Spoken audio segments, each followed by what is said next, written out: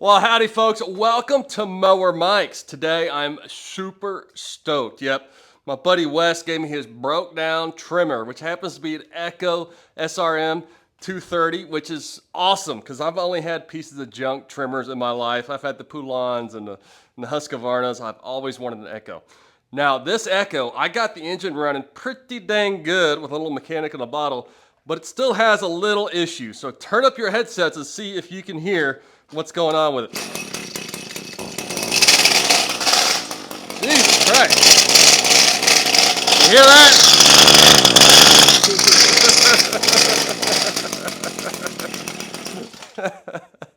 That thing sounds like a box of rocks or my buddy Bob's 7.3 diesel. It does not sound good. So I'm going to try a couple things. First, we're going to try greasing the head, and then we're going to dive in here and see if we can figure out, because I don't know what's going on with it. So stay with me. So when we want to quiet down a weed eater, the first step is we have to find where do we strategically apply the lube or the lubrication. Well, on a weed eater, on the end of the shaft is where you want to apply the lube, and on an Echo or a Steel or some of the other higher end trimmers, you actually have a location to apply it. Right here, there's going to be a 13 millimeter bolt. You take that out, and in here is where you can apply lube. Now, is that not slick? Now, if you have a cheaper trimmer, what you can do, you just unbolt these bolts and the whole thing will slide off, and you can apply lube and shove it back on there. It's actually really, really simple. This is just a clamp, so do not be scared. But since we got a fancy Echo, we're gonna apply lube the fancy way through the hole. Now, when I looked for weed eater lube on the internet, this is what comes up, the most often one, this Steel lube. And I was like, dude, that's slick. And I was looking on YouTube, and all they do is they take this cap off the Steel, and you can see the cap is threaded, and all you do is you screw it on there. But since I don't have a Steel trimmer, it does not work. Now, I can't try to shove it in here and squeeze and make a mess, and folks, I just don't want to make a mess right now. So if you do have a Steel trimmer, Stilth, I'm not quite sure how you say it, I will put a link down below to Amazon. These are only like $10. I think anybody with that type of trimmer needs to go do that. Now, so I've got a threaded hole. How do you lubricate it? I looked all over the internet, and Echo makes kind of something like this, where it's got a shaft, you go in there, squirt, squirt, squirt, you lube it up. But the damn Echo part is like $40, and then you get the special Echo grease, and I was like, man, screw all that. So what I did, I was like, man, I wonder if I can put myself a grease nipple. I know some people call it a grease zerk. So I took this nut, and I took my fancy necklace here of all these certain things, and I figured out this nut. Sorry, this video's turning into a mess. Hang on. No, this nut here that came out of here, the size of this nut is an M by it's an M8 by 1.25 thread. So I went on Amazon and I got a whole box of grease zerks that are M8 by 1.25. And look at this. Why not just put a grease zert in that hole, and that way we can just lube it up with any old lube we want, right? I mean, gosh dang it. I don't know if this is a good idea or a bad idea, but I feel pretty darn smart doing it, because nobody's doing this on the interweb. So we got ourselves a grease zert.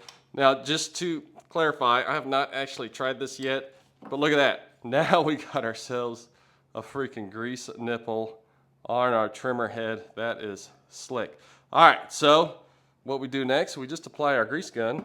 See here, I got the Big Daddy grease gun just with regular old car grease, and we're just gonna shove it on there. I think I've got some sort of marine grease in here.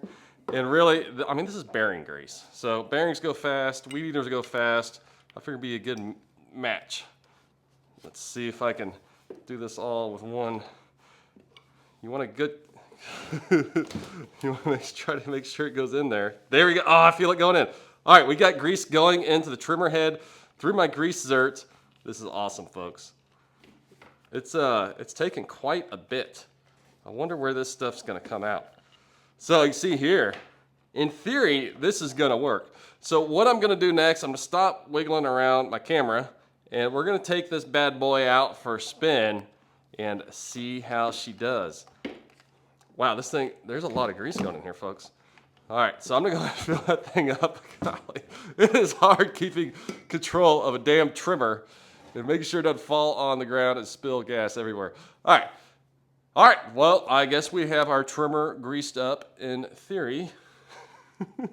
Yeah, why can't you use wheel bearing grease on a trimmer? I don't know. It's all lubrication, right? All right, I'll just stop rambling. We're gonna try this thing out. I'm gonna come back and we're gonna see how it works.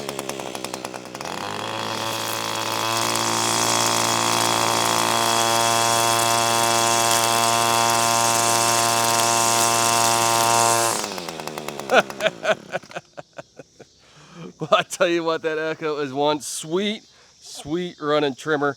It's actually one of the quietest trimmers I've ever used, especially once we got that grease down there in the tip. So I tell you what, that grease nipple did the job and it quieted this whole thing down. Or did it? I tell you what, if you want to hear the whole story, stay tuned. Mower Mike's got to come clean. But I tell you what, she is running real nice. Mower Mike's out. All right, kids. Now, this is time for Mower Mike to come clean. I really wanted that grease nipple situation and the lube on the trimmer head to solve my clunking issues. But for those more attuned viewers may have noticed when I put my mic down by the exhaust, the clunking was coming from the exhaust. So I took off the plastic cover and I've got this contraption here. This guy here is like an attachment on the muffler. So I just started taking things off. It's got some little screws on it and it will just come right off on these Echo trimmers. Now any two-stroke is gonna have some sort of situation, even though this one looks a bit fancier. All right, now when this comes off, underneath it here, you can see it's just a cover type thing, a really fancy little exhaust cover. And then underneath it, right here, listen to that. You hear that? Clunk, clunk, clunk. Anyways, what you've got here, this is your spark arrestor screen. Any two-stroke is gonna have something like that. What it's meant for is when these things get hot and maybe they throw a spark out, this will stop the spark from flying out of your trimmer exhaust and thus starting a forest fire or a grass fire or starting some sort of flammable fluid on fire. But, hey gang, I took this off and I just ran it straight open like this and it seemed like it did okay. Now, is this legal in the United States? No, it is probably not legal. Now, did I run it and did I get a little more horsepower out of this trimmer? Maybe.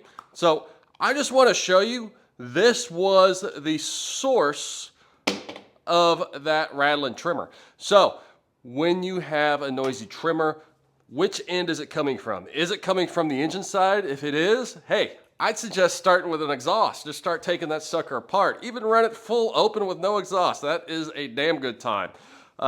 So you can take a look at the exhaust or listen down by the trimmer head. If it's the trimmer head, I fully encourage you to do the grease situation I did before because that son of a bitch is ripping some grass. So with that, Mower Mike's out. I hope you had fun. I had a lot of fun. And thank you to Wes for this free badass Echo trimmer. Mower Mike's out.